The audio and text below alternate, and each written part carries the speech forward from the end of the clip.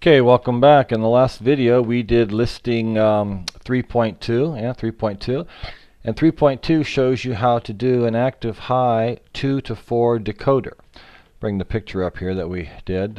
Active high, there's my 2 to 4 decoder. It has an enable pin. It has 2 input control bits and then 4 output bits where, depending upon the particular line gets asserted. All right, and this chip here, you can kind of use it to like wake up memory banks in a memory map or whatever. Actually, even implement basic functional logic using min terms and max terms.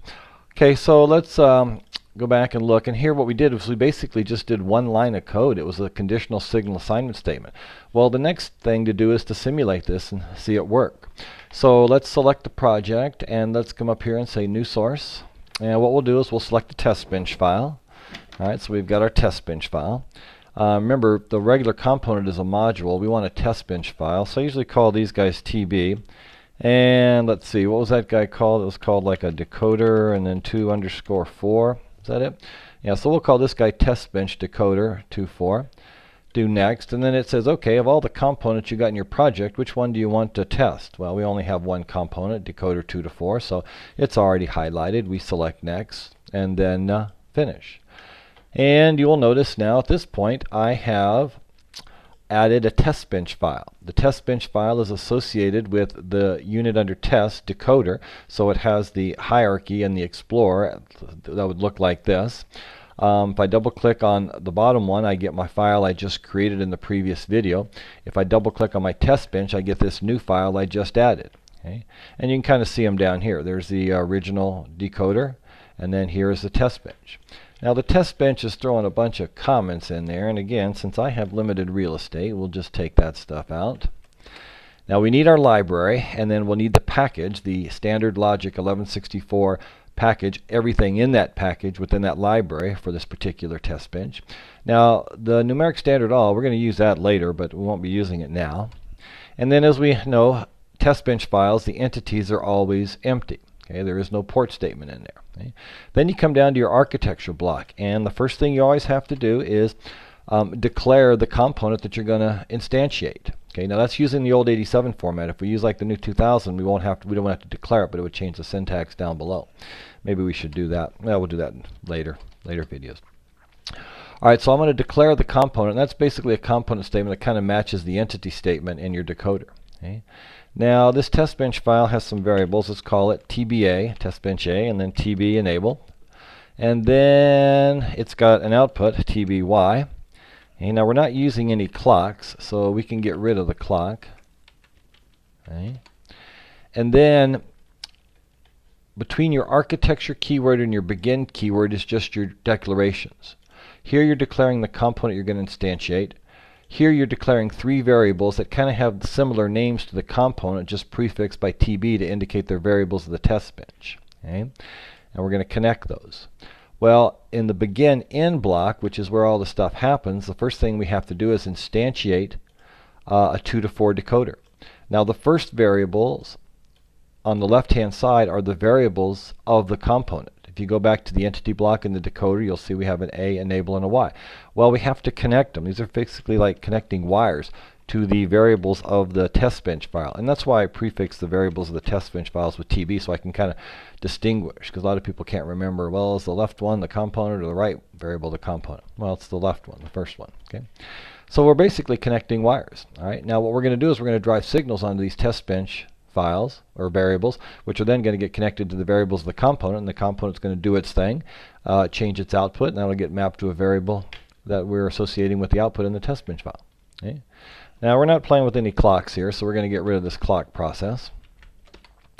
And of course, you know, we know that in a begin end block we have processes. Okay. Processes are sequential statements, can only be put inside processes because they execute sequentially, so it's kind of like C code now. And here is a process name. You know, that's optional. We don't need that. We can take it out if you want. Okay. And then, of course, we have a begin to end process. Well, let's kind of gut this whole thing.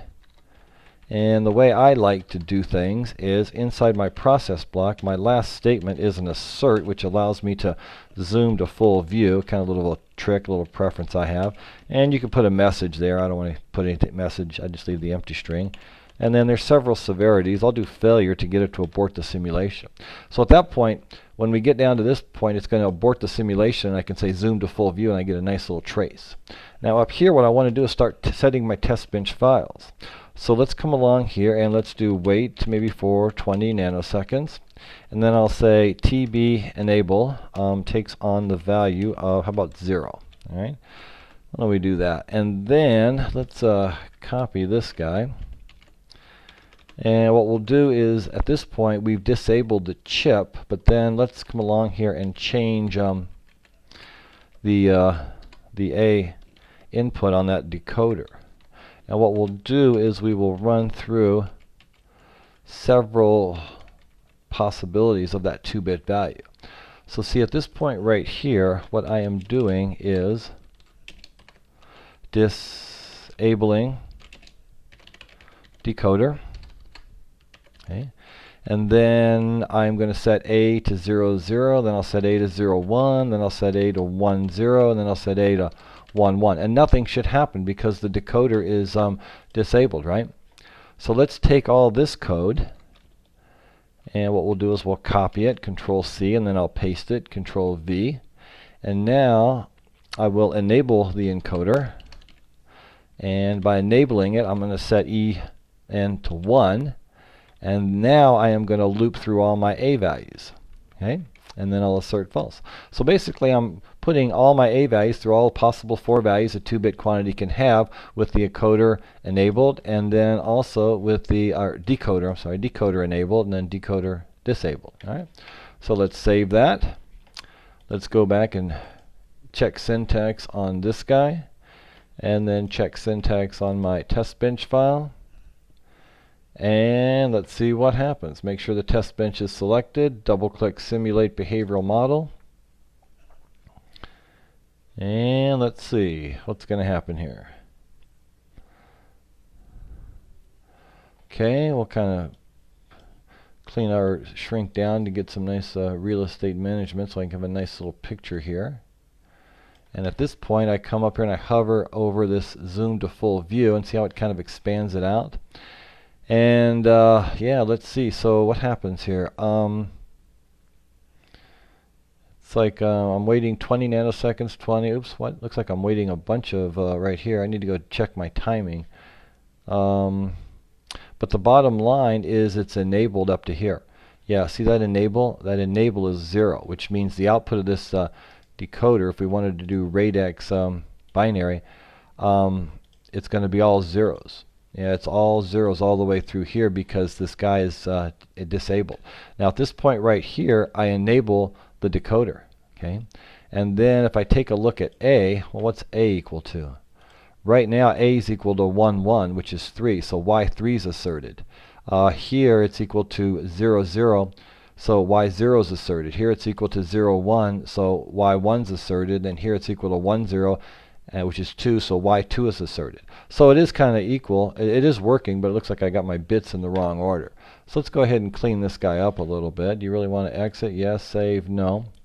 All right, so let's see. Let's come back down here. What am I doing here? I'm basically waiting for 20 nanoseconds, and then I set that guy. Actually, I don't, let's see. Why don't we do the waits after? Yeah, let's do this. Let's change it up like this.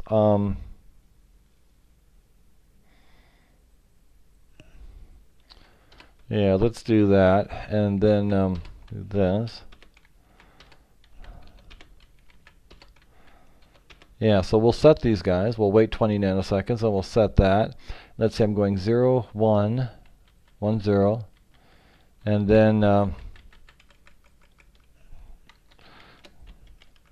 yeah, I think my copy and paste got a little screwy there.